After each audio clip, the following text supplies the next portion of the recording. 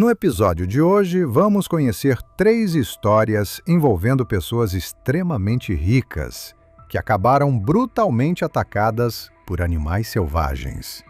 Número 1. O Magnata e o Leão. Era o dia 8 de junho de 2015 e a luz dourada do fim da tarde se espalhava pelo vasto rancho de cerca de 800 mil metros quadrados localizado nos arredores de San Antonio, no Texas, nos United States. Enquanto Robert Castellanos caminhava rumo ao complexo de animais exóticos que ergueu e graças à fortuna adquirida no ramo da construção civil, o empresário de 45 anos refletia sobre a década que dedicara a transformar sua propriedade em um verdadeiro santuário particular de vida selvagem, com recintos legalmente autorizados e estruturados para abrigar alguns dos predadores mais perigosos do planeta. O complexo ficava encaixado entre suaves elevações cobertas por árvores de mosquite, distante dos empreendimentos comerciais que haviam tornado Bob um dos maiores nomes do setor no sul do Texas. Seu império começara com apenas uma máquina escavadeira, crescendo até se transformar em uma operação multimilionária especializada em centros comerciais e edifícios corporativos espalhados pela região. Esse sucesso econômico permitiu a Bob realizar uma fascinação de infância por grandes felinos. Ele obteve todas as licenças necessárias e projetou instalações de padrão profissional, comparáveis às de muitos zoológicos reconhecidos. Ao todo, o recinto abrigava 6 felinos exóticos, entre eles tigres, leopardos e sua joia mais valorizada, Caesar, um leão africano magnífico, pesando aproximadamente 180 quilogramas. A propriedade contava com 2 tratadores experientes, responsáveis por manter protocolos rigorosos de segurança. Contudo, à medida que Bob se sentia cada vez mais confiante, passou a flexibilizar as regras com maior frequência. A equipe vinha observando que Caesar mostrava crescente agressividade devido ao período de acasalamento. O enorme macho exibia comportamentos territoriais tão intensos que até os funcionários veteranos se aproximavam com cautela redobrada.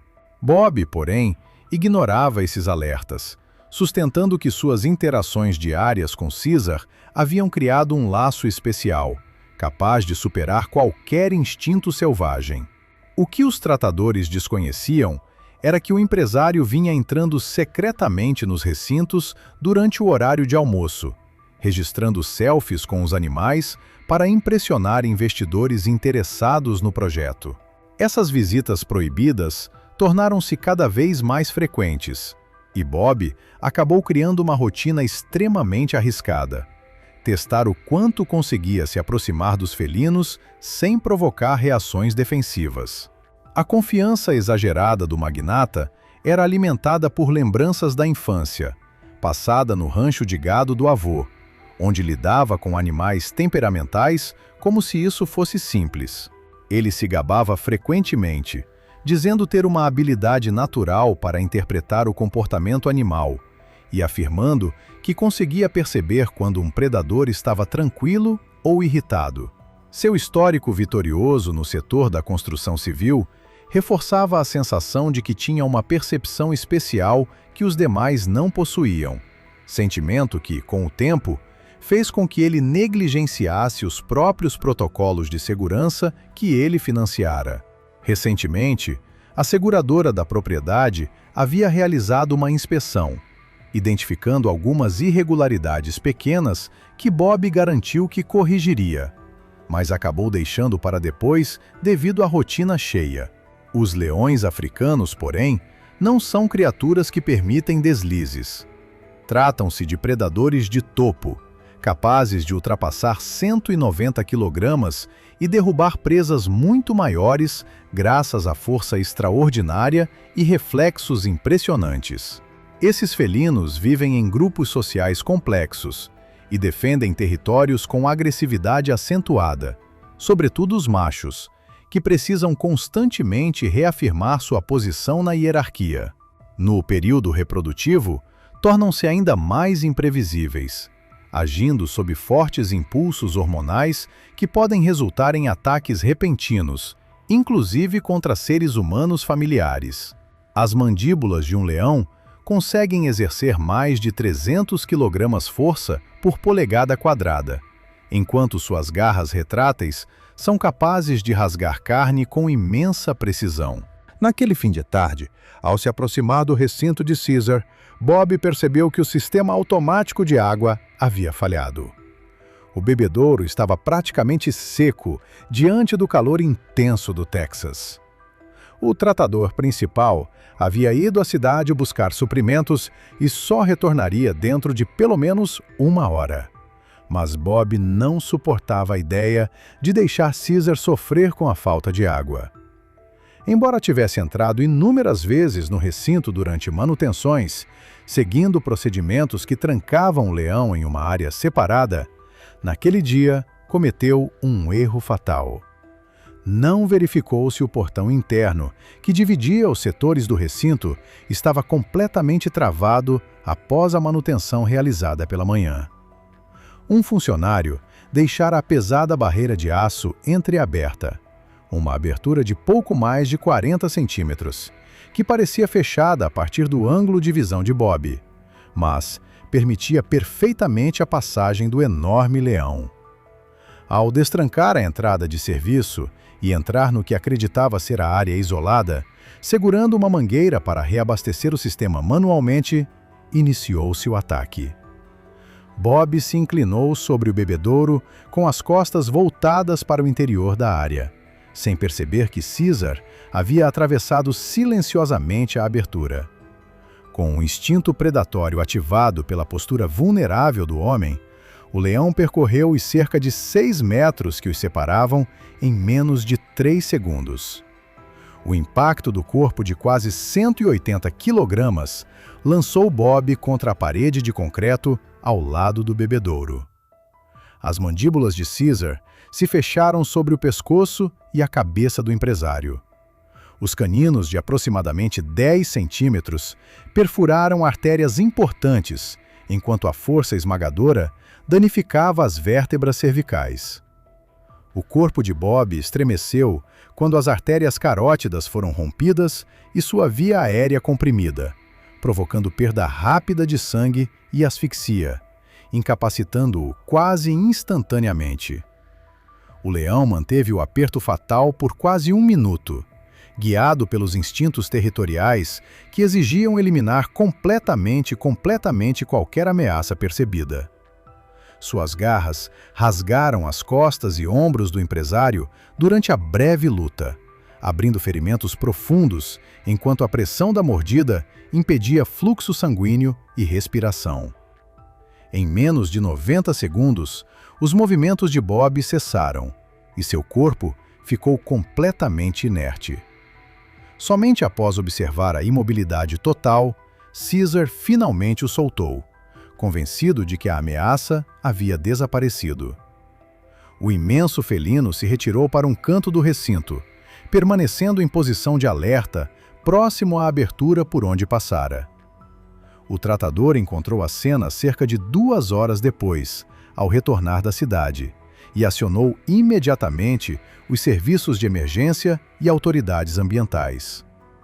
As investigações constataram a falha de manutenção que deixara o portão interno aberto, mas também destacaram que Bob violara os protocolos de segurança ao entrar sozinho no recinto. Caesar foi sedado e transferido para um santuário reconhecido no estado do Colorado, onde passou a viver sob medidas reforçadas de segurança. O episódio motivou uma revisão imediata das instalações privadas de animais exóticos no Texas, estabelecendo exigências de sistemas de segurança redundantes e protocolos obrigatórios de dupla supervisão para entrada em recintos. A empresa de construção de Bob criou um fundo de conservação em sua memória, garantindo que sua paixão por grandes felinos continuasse apoiando iniciativas sérias de preservação. A morte de Bob se transformou em um lembrete contundente de que riqueza e boas intenções jamais superam a realidade fundamental. Animais selvagens continuam selvagens, por mais familiar que pareçam. Mas os felinos não eram os únicos animais capazes de causar tragédias quando seus instintos naturais eram subestimados. Número 2. A herdeira e a ursa. Era o dia 19 de setembro de 2016, e o ar fresco das montanhas trazia o cheiro das folhas que começavam a mudar de cor quando Catherine Morrison iniciou sua rotina de enriquecimento ambiental no final da tarde, em seu santuário de ursos instalado na base montanhosa perto de Gatlinburg, no estado do Tennessee, nos United States. A herdeira de 34 anos viera de uma família ligada à indústria farmacêutica, fortuna que lhe permitiu transformar sua paixão por resgate de animais em um projeto de grande escala. Um espaço de aproximadamente 600 mil metros quadrados voltado à reabilitação de ursos negros que jamais poderiam retornar à natureza. O santuário abrigava 3 ursos resgatados, mantidos em recintos espaçosos que imitavam o ambiente natural desses animais, mas ofereciam a segurança necessária para criaturas que não tinham condições de viver livres. Kate crescera cercada de privilégios, mas sempre sentira forte inclinação para causas ambientais. Assim, decidiu usar parte de sua herança para criar aquilo que considerava uma alternativa mais humanitária aos métodos tradicionais de manejo da vida selvagem. Ela havia obtido todas as licenças requeridas e consultado biólogos durante a construção da instalação. No entanto, suas divergências filosóficas com protocolos científicos fizeram surgir atritos com seus consultores. Kate acreditava que sua aproximação calma e gentil, unida à convivência diária com os animais, criava vínculos profundos que superavam os instintos selvagens dos ursos. A estrela do santuário era Bella, uma ursa negra adulta pesando aproximadamente 135 quilogramas. Bella fora resgatada ainda filhote, 3 anos antes, após sua mãe ser morta por caçadores ilegais. Desde então, Kate cuidara pessoalmente da ursa, ofereceu mamadeira nos primeiros meses e manteve contato diário durante todo o processo de crescimento até a fase adulta. Com a chegada do outono, Bella entrou no período de preparação para a hibernação, o que alterou drasticamente seu comportamento e suas necessidades alimentares. O que Kate não percebia era que o biólogo consultor deixara alertas claros sobre os riscos de interação direta nesse período crítico. A mensagem estava em um longo e-mail que Kate lera às pressas enquanto viajava para um congresso de conservação no Colorado, e que acabou ignorando sem perceber. Ao longo dos últimos 3 anos, a rotina de Kate com Bella havia se transformado quase em um ritual. A herdeira passava várias horas por dia observando e interagindo com a ursa, que considerava seu maior triunfo pessoal. Ela mantinha registros detalhados da evolução de Bella, fotos, vídeos, notas, com a intenção de usar esse material em campanhas de arrecadação com outros filantropos. A autoconfiança de Kate aumentara tanto que ela frequentemente desconsiderava as preocupações de sua equipe técnica.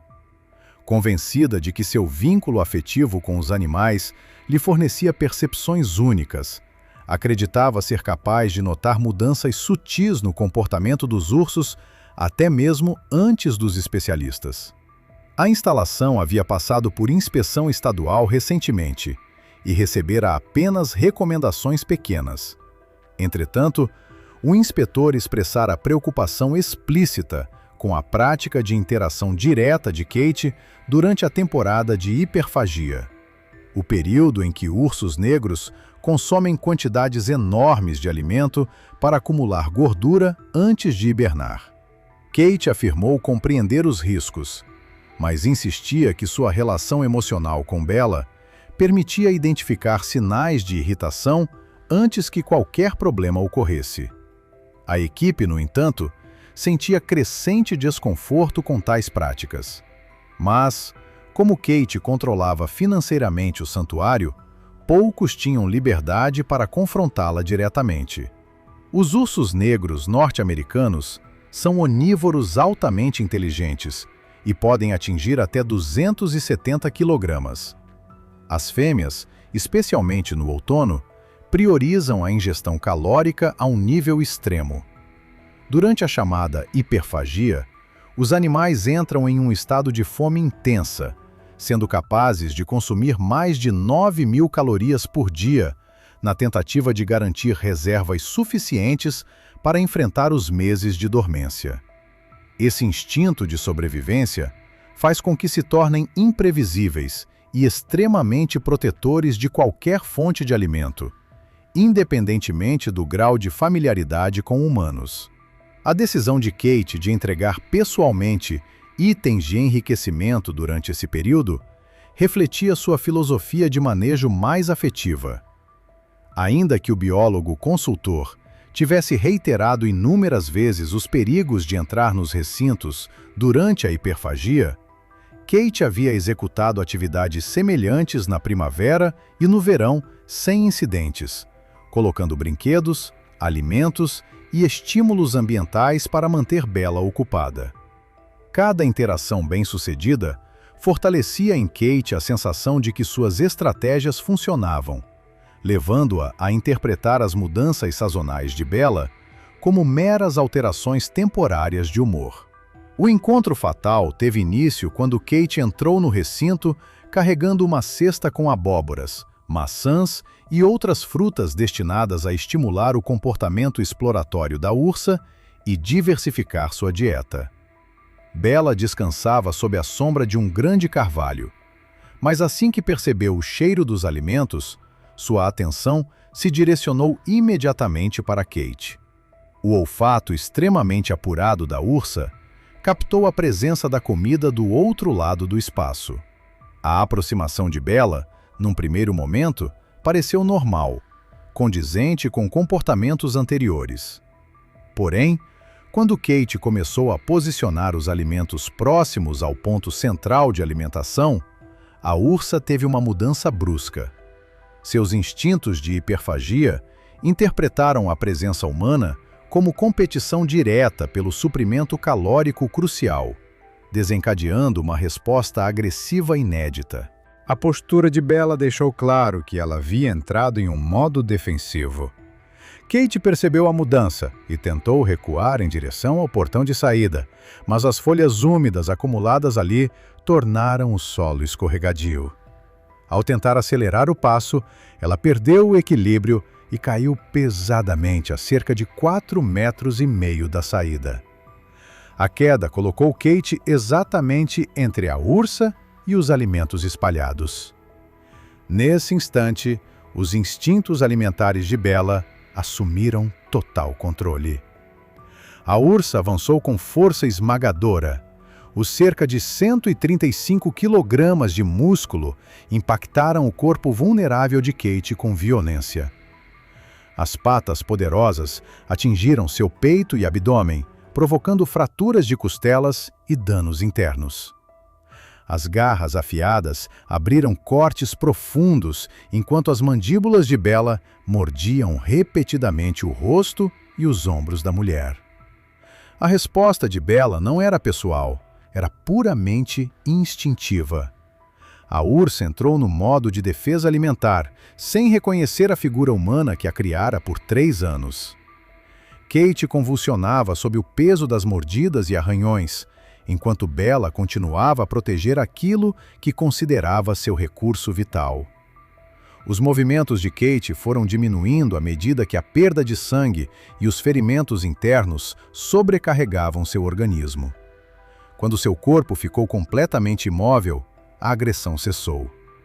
Bella, agora sem perceber a ameaça, voltou-se imediatamente aos itens de enriquecimento espalhados, retomando sua busca por calorias, o impulso que havia desencadeado todo o incidente. O caseiro da propriedade encontrou a cena cerca de meia hora depois, durante sua ronda noturna, e acionou rapidamente as autoridades e equipes de resgate. A investigação concluiu que Kate havia descumprido o protocolo do próprio santuário ao entrar sozinha na área durante o período crítico de hiperfagia. Bella acabou sendo sacrificada após o ocorrido, e o caso gerou revisões imediatas em instalações privadas de vida selvagem no Tennessee. As novas normas passaram a exigir treinamentos extras e restrições sazonais rigorosas para qualquer interação humano-animal. A família de Kate instituiu uma bolsa de estudos destinada a estudantes de biologia da vida selvagem, garantindo que sua paixão pela conservação continuasse impulsionando profissionais devidamente capacitados.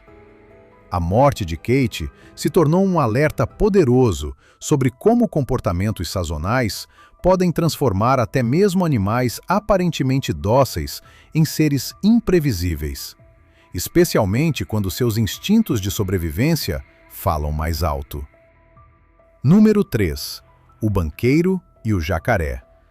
Era o dia 14 de março de 2017, e o ar úmido da noite pairava pesado sobre as vias aquáticas cercadas por ciprestes nos arredores da cidade de Lake Charles, no estado da Louisiana, nos United States. Naquele ambiente de pântano revitalizado, ficava a instalação de criação de animais exóticos pertencente a Vincent Broussard, um ex-banqueiro de investimentos que, depois de enriquecer em Wall Street, decidiu retornar às suas raízes, utilizando sua fortuna para fundar o que chamava de um empreendimento legítimo de criação de jacarés americanos destinados à produção de couro e carne. A propriedade ocupava cerca de 80 mil metros quadrados de pântano recuperado, onde existiam recintos de concreto e estruturas climatizadas para abrigar alguns dos maiores répteis da América do Norte. Vincent crescera nos baiús da Louisiana, onde encontrar jacarés fazia parte da rotina de qualquer pessoa que passasse tempo em áreas alagadas. Ele aprendera a pescar, caçar e se mover pela água desde cedo, e essa familiaridade de infância impressionava os agentes ambientais responsáveis pelas inspeções de seu empreendimento. O criadouro contava apenas com um tratador em meio período. Mesmo assim, Vincent preferia trabalhar sozinho nas rotinas de alimentação noturna, acreditando que seu conhecimento pessoal sobre o comportamento dos jacarés tornava desnecessário qualquer tipo de supervisão adicional. Para ele, os animais tinham uma previsibilidade que só alguém nascido no pântano podia compreender. O reprodutor mais valioso da instalação era um jacaré macho medindo cerca de 3 metros e 60 centímetros, conhecido como Big Jake. Ele era tão grande e agressivo que tinha potencial para gerar descendentes fortes e comercialmente lucrativos. Vincent adquirira Jake de uma atração turística decadente na Flórida, e o animal se adaptou rapidamente ao novo lar na Louisiana. Contudo, com a chegada do início da primavera, as temperaturas ainda mais baixas deixaram Jake cada vez mais apático. Ele recusava alimento havia vários dias, o que fez Vincent se preocupar com sua saúde e, claro, com seu desempenho como reprodutor. O banqueiro, no entanto, não mencionara à sua seguradora um hábito perigoso que vinha desenvolvendo: testar a reatividade dos jacarés batendo na superfície da água com uma vara de alimentação fora do horário programado. Ele começou a fazer isso após ler textos antigos de manejo de fauna escritos na década de 1980, acreditando que estimular regularmente os répteis ajudaria a mantê-los alertas e saudáveis. O tratador de meio período nunca presenciara essas sessões, já que Vincent sempre as executava à noite, sozinho, quando o restante da equipe já tinha ido embora. Ao longo dos últimos meses, essas visitas noturnas se tornaram quase compulsivas. Vincent passava cada vez mais tempo tentando provocar alguma reação dos animais, mesmo quando apresentavam sinais claros de lentidão sazonal.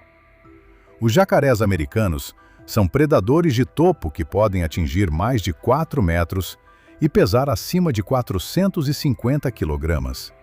Machos adultos costumam ser agressivos e extremamente territoriais durante a época reprodutiva. Esses répteis possuem uma paciência ancestral, capazes de permanecer imóveis por horas antes de atacar com uma explosão de força capaz de quebrar ossos com facilidade.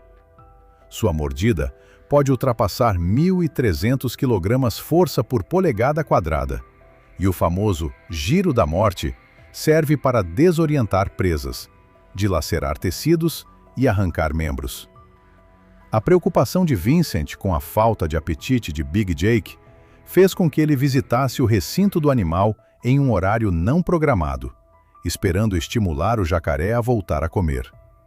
Jake tinha passado a maior parte do dia boiando silenciosamente no centro do tanque, sem esboçar sequer os comportamentos agressivos que normalmente apresentava durante a alimentação. Convencido de que a letargia era apenas temporária, Vincent acreditava que uma atenção mais próxima, até mesmo uma tentativa de alimentação manual, poderia resolver o problema e fazer o enorme réptil reagir. O erro fatal ocorreu quando o banqueiro se aproximou demais da borda do tanque, enquanto usava a longa vara de alimentação para tentar chamar a atenção de Jake. O concreto ao redor do recinto estava úmido por causa da condensação da noite, aumentando o risco de escorregões. Focado no animal aparentemente inofensivo, Vincent subestimou o perigo e se posicionou dentro da área de alcance do jacaré, acreditando que as temperaturas, ainda relativamente frias, deixavam Jake incapaz de atacar. A explosão de violência foi tão repentina quanto silenciosa. Sem nenhum aviso, o enorme jacaré emergiu da água com uma velocidade impressionante.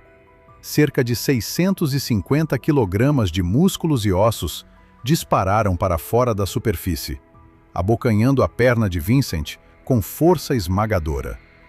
Os dentes extremamente afiados perfuraram profundamente a carne e os músculos, enquanto a pressão da mordida provavelmente fraturou ossos no mesmo instante. O grito de Vincent ecoou pelo criadouro, mas Jake já havia entrado no modo predatório. Em seguida, iniciou o giro da morte. O jacaré usou o peso do corpo e o impulso da cauda para arrastar o banqueiro para dentro da água, girando o corpo de forma violenta. A rotação rápida ampliou ainda mais os danos na perna presa, destruindo tecidos e causando hemorragia severa. Ao mesmo tempo, Vincent era desorientado e incapaz de coordenar qualquer tentativa de fuga. Cada esforço desesperado que ele fazia para alcançar a borda do tanque apenas intensificava o instinto alimentar do réptil, que apertava ainda mais a mordida. Poucos segundos depois, o corpo de Vincent foi puxado completamente para dentro da água, enquanto o jacaré continuava o giro destrutivo. O enorme réptil manteve a presa sob controle até que os movimentos do banqueiro diminuíram. O corpo de Vincent ficou cada vez mais fraco, devido à perda massiva de sangue e ao afogamento iminente. Quando sua resistência cessou por completo, Jake manteve o aperto por mais alguns minutos, até finalmente soltá-lo e retornar para a parte mais profunda do tanque. O funcionário de meio período encontrou a cena apenas na manhã seguinte, ao chegar para iniciar a rotina de alimentação. Assim que percebeu o que ocorrera, ligou imediatamente para os serviços de emergência e autoridades ambientais. A investigação revelou que Vincent havia desrespeitado o próprio protocolo de segurança da instalação, que exigia a presença de pelo menos 2 pessoas durante qualquer interação com jacarés. Big Jake acabou sendo sacrificado, e o criadouro foi posteriormente fechado, ficando sujeito a investigações. O caso motivou uma revisão imediata das normas de manejo de criadouros comerciais de jacarés na Louisiana, passando a exigir equipamentos de segurança reforçados e obrigatoriedade de equipes duplas para qualquer interação com animais. A firma de investimentos de Vincent criou um fundo de conservação em sua homenagem, com o objetivo de apoiar pesquisas legítimas sobre vida selvagem, garantindo que sua paixão pela ecologia de sua terra natal continuasse contribuindo para o conhecimento científico. A morte de Vincent se tornou um lembrete contundente de que familiaridade de infância com animais perigosos não substitui o respeito necessário pelos instintos de predadores selvagens. Criaturas que permanecem imprevisíveis, independentemente da experiência humana ou dos interesses comerciais envolvidos. A morte de Vincent serviu como um lembrete sombrio de que a familiaridade adquirida na infância, por mais profunda que pareça, jamais substitui o respeito absoluto que criaturas selvagens exigem. Grandes predadores continuam sendo grandes predadores, independentemente da experiência humana, do convívio prolongado ou dos interesses econômicos envolvidos. Seus instintos primitivos permanecem intactos, e qualquer erro de avaliação pode resultar em consequências fatais. Assim, estas 3 histórias, a do magnata que acreditava compreender um leão africano, a da herdeira que confiava demais em sua ligação com uma ursa em hiperfagia, e a do banqueiro que subestimou a explosividade silenciosa de um jacaré, reforçam uma verdade simples e incontornável. Animais selvagens não deixam de ser selvagens, independentemente da riqueza, das boas intenções ou do vínculo afetivo que humanos acreditam ter construído. Se tiver gostado do vídeo, deixe seu like, comente abaixo o que achou e inscreva-se em nosso canal para acompanhar todas as novidades. Te encontro em um desses vídeos que estão aparecendo agora na sua tela. Cuidem-se, pessoal!